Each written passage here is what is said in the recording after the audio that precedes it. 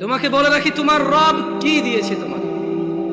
তিনি তোমাকে নিঃশ্বাস দিয়েছে, যার বদৌলতে তুমি এখনো পৃথিবীতে টিকে আছো।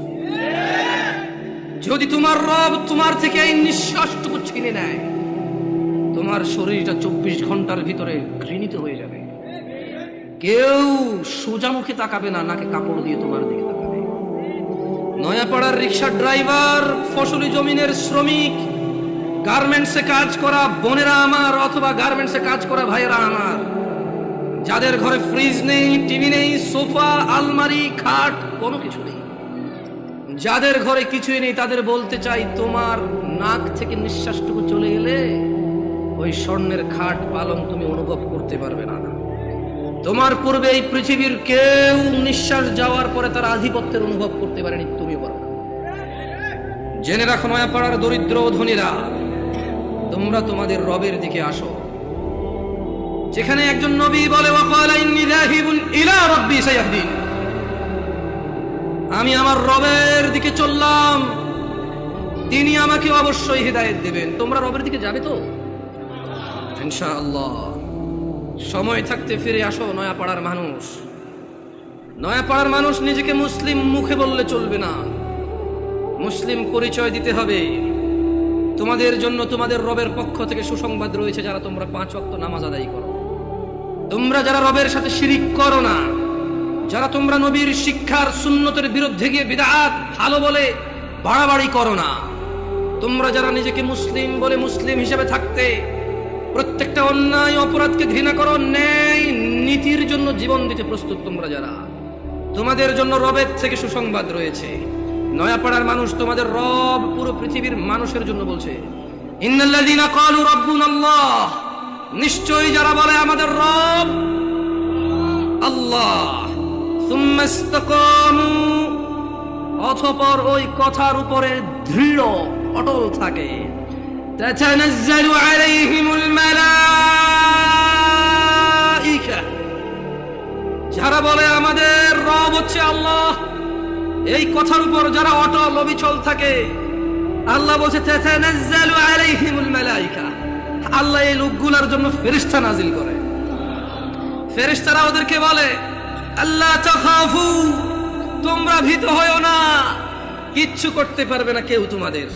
70 বছরের জীবন কে কতই আর কষ্ট দেবে, কতটুকুই বা দরিদ্রতা ভুগবে, কতটুকুই বা অসুস্থতা ভুগবে, কতটুকুই বা লজ্জিত অথবা অপমানিত হবে, কতটুকুই বা অবহেলিত হবে, কতদিনই বা তোমাকে বিচার সালিশে ডাকা হবে না, কতজনই বা তোমার মেয়ের বিয়ের জন্য আসবে না। আল্লাহ তাখাফু, ভয় পেও না। কতজন কতদিন মারতে আসবে বলবে, কতজন কতদিন বলবে হুজুর এখানে কোরআন সুন্নাহর দাওয়াত দেন, আমাদের বিরুদ্ধে যায় এমন কিছু বলিয়েন না। আল্লাহ তাখাফু, তোমরা ভীত হয়ো না, ওয়ালা তাহজানু, চিন্তিত হয়ো না, ওয়াবিশিরু বিল জান্নাহ, ও তোমরা যারা বলো তোমাদের রব আল্লাহ, তারপর ওই কথার প্রতি তোমরা যারা অটল থাকো, ওয়াবিশিরু বিল জান্নাহ, তোমাদের জন্য সুসংবাদ নিয়ে নাও জান্নাতের, আল্লাতী কুনতুম তুআদুন, যার প্রতিশ্রুতি তোমাদেরকে দেওয়া হয়েছিল। নাহনু আউলিয়াউকুম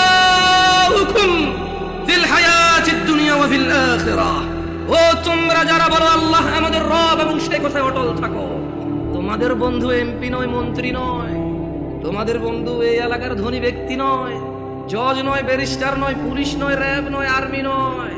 আল্লাহ বলছে যে ফেরেশতারা বলবে, নাহনু আউলিয়াউকুম, ও আল্লাহর বান্দারা, আমরা ফেরেশতারা তোমাদের বন্ধু। কোথায় বন্ধু? ফিদ দুনিয়া, ফিল হায়াতিদ দুনিয়া, তোমরা এই দুনিয়াতে বেঁচে আসো, জেনে রাখো আমাদেরকে না দেখলো আমরা তোমাদের বন্ধু আউলিয়া। ওয়া ফিল আখিরাহ, যখন মৃত্যুবরণ করে আখিরাতে যাবে, ফেরেশতারা বলছে যে ওখানেও আমরা তোমাদের বন্ধু।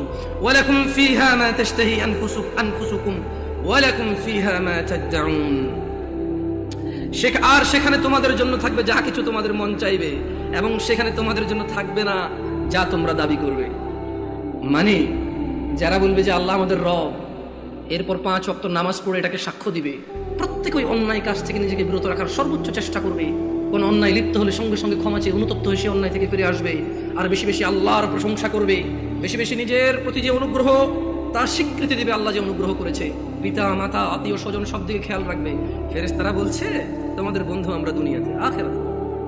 ওখানে থাকবে তোমাদের যা কিছু মন চায়, আর যেটা যেটা তোমাদের থাকতে ইচ্ছে নেই সেটা সেটা রাখা হবে না ওখানে। ওই তোমার মর্জি यार जो तुम कहो वो होगा। তোমার ইচ্ছা ইচ্ছা ওখানে। तुम क्या चाहते हो, কি লাগবে তোমার সেটাই রাখা হবে, কি লাগবে না তোমার সেটা রাখা হবে না। নুজুলাম মিন গফুরির রহিম, এটা ক্ষমাশীল পরম দয়ালু আল্লাহর পক্ষ থেকে আপ্যায়ন। মানে একজন মানুষ জান্নাতে গেলে তার যা মন চাইবে তাই সে পাবে, আর যা মন চাইবে না তা ওখানে উপস্থিতি থাকবে না। এটা নাকি আল্লাহর পক্ষ থেকে আপ্যায়ন।